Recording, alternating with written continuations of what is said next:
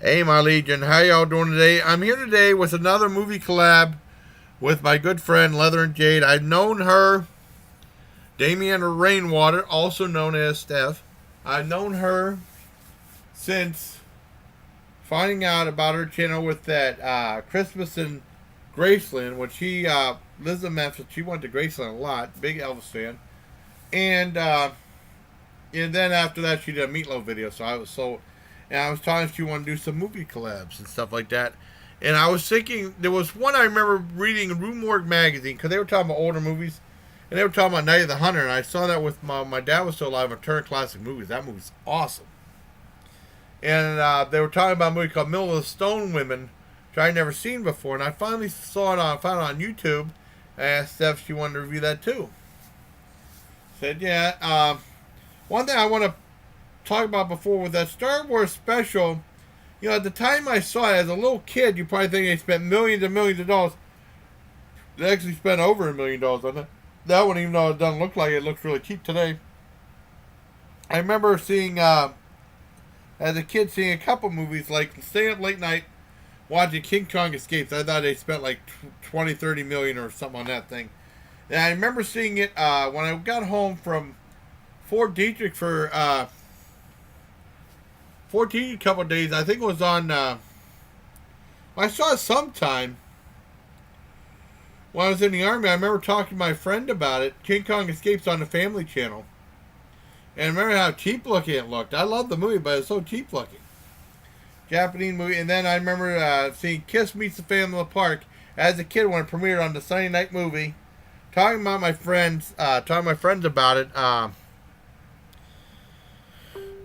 Brad Weber, who was a big fan of that movie, and then seeing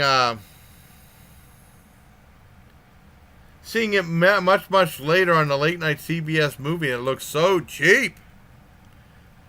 Well, anyways, getting back to Middle of the Stone Women, it started out with this guy coming in. He said he was here to meet this professor. And then they said, well, he'd be here in that windmill, and the building of the mill of the Stone Women, it was like a windmill. And they should have called it Windmill of the Stone Women. And it was just called Mill of the Stone Women. And he goes to this thing, this professor said that he teaches that, well, he's this famous sculptor. And he teaches at this one Academy of Art.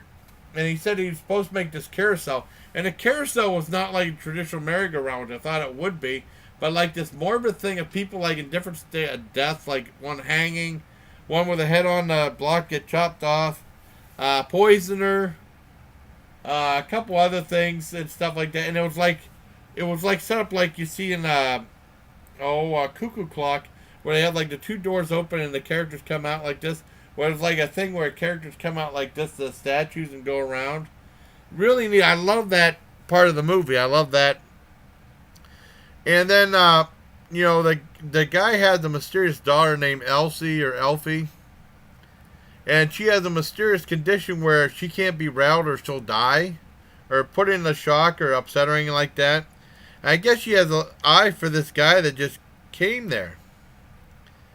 And the professor said, if you're going to be doing work, I want you to get this over and done with in 6 days. I didn't see him do any work, to be honest.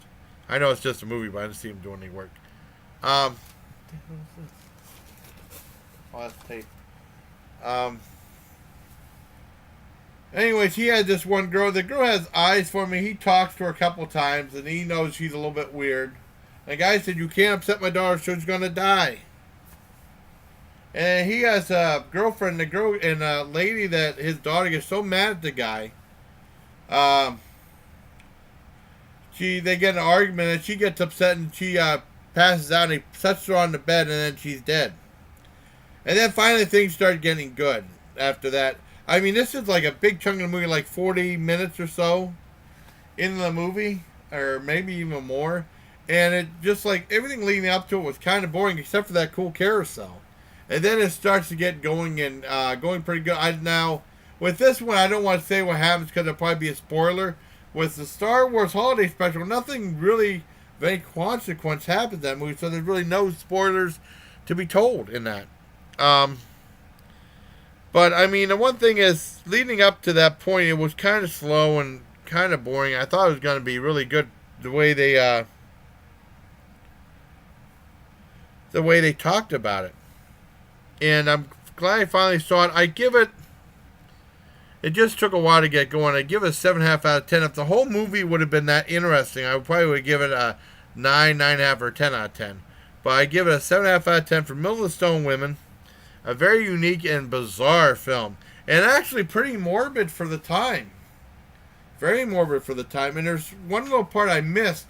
I'm going to go back and watch that little bit on YouTube. It's available on YouTube too. So I want to thank my friend Damian Rainwater, also and Stephanie, for helping me with this collab of the movie review of Middle of the Stone Women. So until next time, bye please. Take care, my liege.